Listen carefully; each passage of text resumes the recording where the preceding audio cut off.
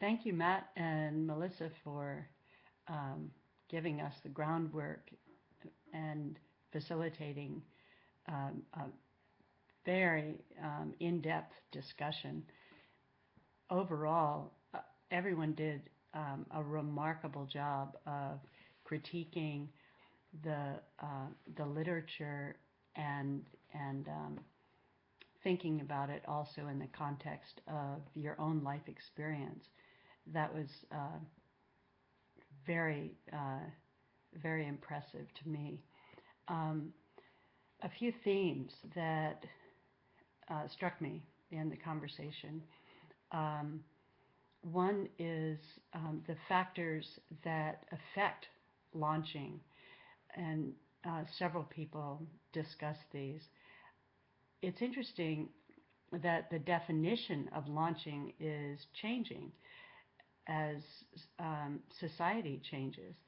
It was not very long ago that Erik Erikson um, spoke of the tension between identity formation and identity confusion.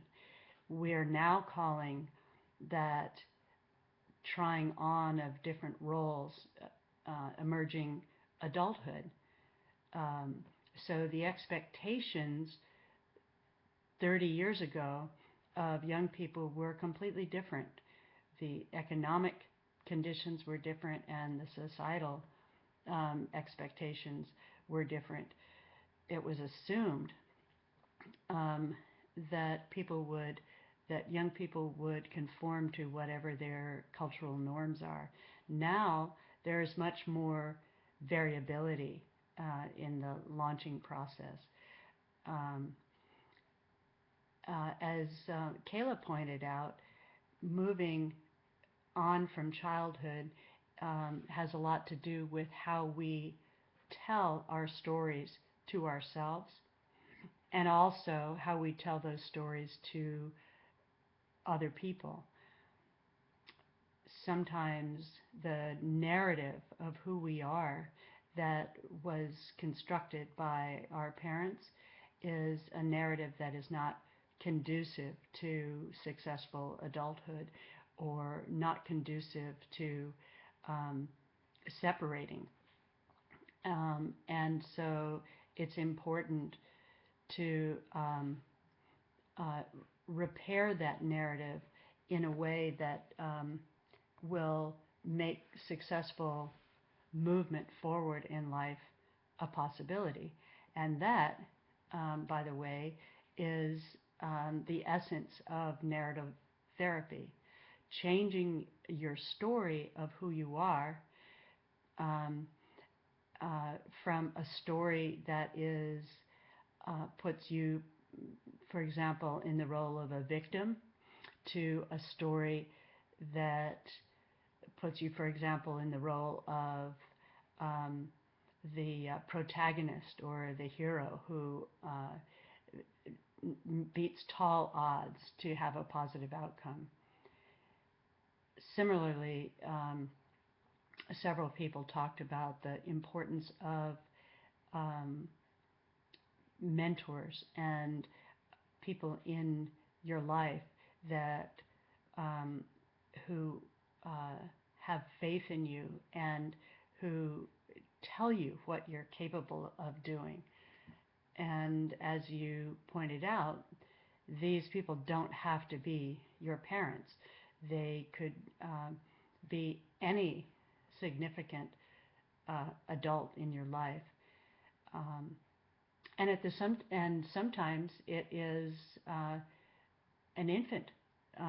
You'll hear stories that many people tell about getting pregnant early and having a child and realizing that their child needed an adult to parent them.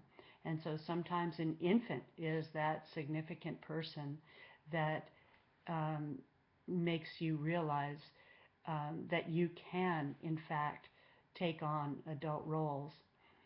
So sometimes we move into those roles by choice, and sometimes not by choice.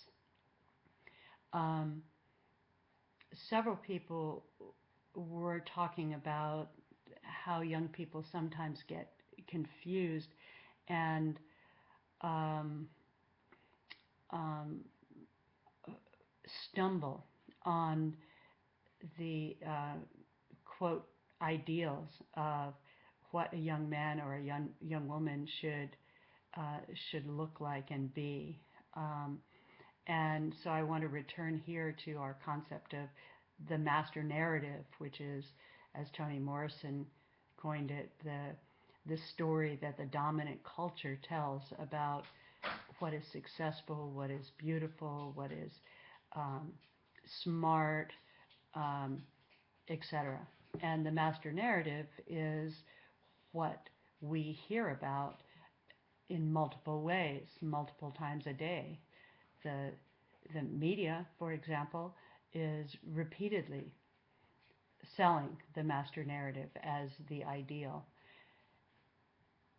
So it's important to understand what the master narrative is and how it works. It's merely a function of the bully on the playground, i.e., the dominant culture, telling everybody else how they should be. Um, there are other voices, however. Mary Catherine Bateson, who was the daughter, actually, of Margaret Mead and Gregory Bateson, wrote a book called Composing a Life, and she interviewed a number of very well accomplished women who had been outsiders when they were younger in junior high school and high school. And each of those women reported that they weren't distracted by the things that junior high and high school kids are usually distracted by, like peer pressure and that sort of thing, because they were they were shunned, and therefore they had to develop themselves um, on their own terms. And those same people became um, quite accomplished later in life. So there's another angle. Another angle, back to the master narrative, is a book I'm sure many of you have read. It's called Reviving Ophelia. And a woman, Harriet Goldar Lerner, who is a psychotherapist specializing um, in adolescent young women, uh, realized that young girls, up until the time they reach puberty, are in this sort of golden period where they can be very engaged in sports and whatever activities they choose. But then when they hit puberty, the master narrative broadsides them, and they are reduced to sexualized objects, and um, and they get this message in so many ways.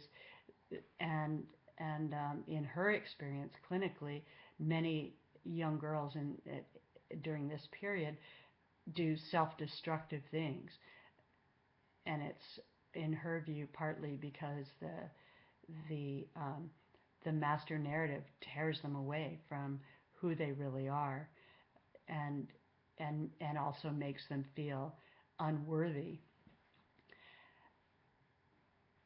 Um,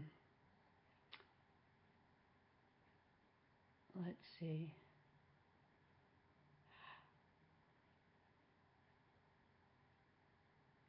So there was a lot of conversation about parents and what sort of parenting is ideal or not ideal. Some people thought, well, um, it's much better if kids have two parents in the home, and solo parenting is um, um, provides a barrier to successful launching.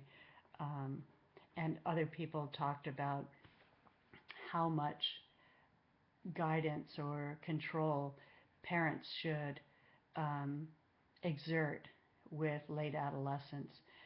Um, in the literature, there is a distinction made between authoritarian parenting on the one hand, sort of arbitrary, one-way street parenting, and authoritative parenting on the other hand, which involves two-way street flow of a two-way flow of communication in which young people have a voice, but at the same time their parents are very present and and are clear examples, and they have clear expectations. And so, in the literature, authoritative parenting is cited as uh, the most useful approach. Um, as several people described in their own life experience and also in their own um, intellectual viewpoints,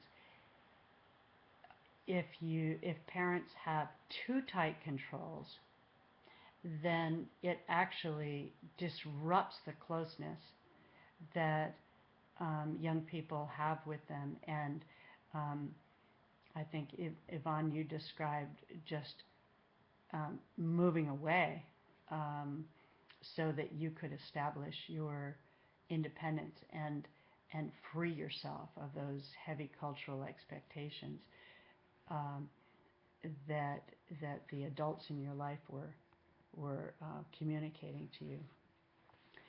Um, in the midst of all our conversation about what parents should or shouldn't do, I think it's important to remember that um, this balance between, on the one hand, having um, an authoritative, arbitrary approach, and on the other hand, having a permissive approach, on the other extreme. Um, for example, parents who want to be friends with their kids or parents who are dependent on their kids. Um, Either way, ironically, kids feel abandoned by their parents. If there's no structure, they often just feel like like they weren't cared for enough. And if there's too much structure, kids often feel that parents don't appreciate or understand who they are. Um, and so it's important to teach parents to strike a balance. Um, and related to the two-way street of communication, it's so important to teach parents to allow um, young people to emerge into who they are rather than conform to who their parents think they should be. Um, because when the latter happens, that often leads to either, on the one hand, kids who don't launch, or on the other hand, kids who are alienated and cut off from their parents.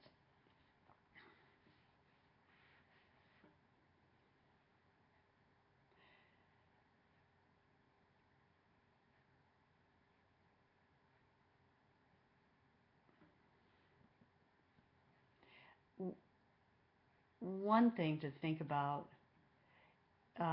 that was in the literature and also several people mentioned is that launching is not an event. It is a process that is connected to the whole process of childhood prior to launching. And um, if there has been a warm, supportive relationship with um, clear structure and expectations, the launching process is likely to go much better than if those factors were not um, present. Um, it's also important for parents to understand that it's not useful to have unrealistic expectations and rules. For example, when kids go away to college, parents have to change their sense of um, how much they expect their late adolescent to conform to their particular expectations or way of living, because you know they're not there. So um, especially at that time when kids are starting to live away from home, the the level of closeness, the frequency of communication, and the perceived support, i.e., the kid's perception that the parents are there for them and will support them if they need it. Those things are critical. Um, Angela and Sarah, you make great points with regard to facilitating successful launching. Um, y- you were mentioning social support in general, not just parents, um, and previous experiences coping with adversity. That's very important because that's where you develop skills. Um, and growing past comparing oneself to external standards.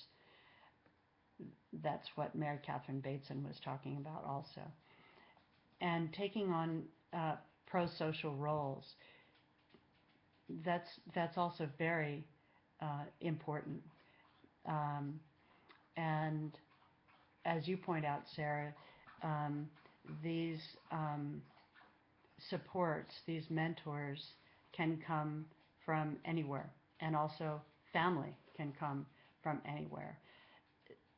There's a lot of conversation about what family members, parents, uh, dual parents, solo parents should do, but it's very important, as some people um, indicated, to understand that many young people have not been parented or have been parented in very toxic ways. So for them, it's kind of irrelevant to um, have that conversation. It's more relevant to figure out how we can build supportive structures around kids um, who aren't getting what they need at home, so that they have those encouraging, supportive, long-term relationships, and long-term is key here, um, with clear expectations, with um, with people who have a vision of what they're capable of. Dennis Salibi says um, it's possible to move ahead, but you have to have a destination and you have to have someone to move with. Um, so really, there's no right way to launch, because individuals and families are so idiosyncratic. So for every um, standard we set, there will be people who do just that thing and have different outcomes than other people. So that brings me to two things. The first is, Yvonne, your question about um, what makes some people perceive a particular adverse life event in one way and other people perceive it another way. And so I want to look together at the stress research. So stress is any any experience, internal or external, that is perceived as taxing or exceeding your abilities to cope. And so there's stress, and then the mediating thing between stress and coping is appraisal. How are the meanings that you attach to that stressor? And as several of you pointed out, appraisal is critical to the eventual process of coping or learning how to manage the events that seem, or the issues that seem stressful. And that also brings us to back to where we started in the first place, to resiliency theory. The same factor that is a protective factor for one person may be a risk factor for another person. And when it comes to development, it's very important not to impose what you think might be a useful way of developing or useful conditions. It's very important not to impose that on other people. So, for example, having a child at 16 is generally viewed as a risk factor, but for many people it is the greatest protective factor that they've experienced. For many people, coming from an abusive household is a huge risk factor, but at the same time, it is a protective factor in that, or it can be, if the person learns how to individuate from that household and learns how to live differently and learns about the importance of healing and self-care. Darius is a great example of someone who seems to have all the cards stacked against him, and at the same time he's having very positive outcomes because, as you'll remember from resilience theory, a few strong risk factors can outweigh a few strong protective factors can outweigh a slew of risk factors. And, that's something that should make you very encouraged about this profession that you're deciding to go in.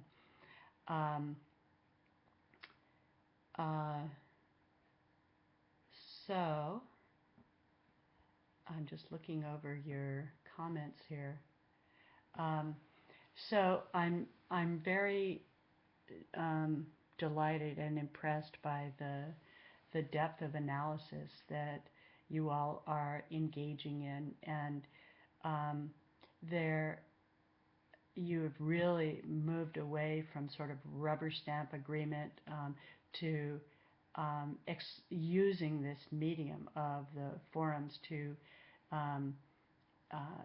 push on yourselves and one another to expand your own understanding and develop your ideas more deeply. So I'm quite admiring of you.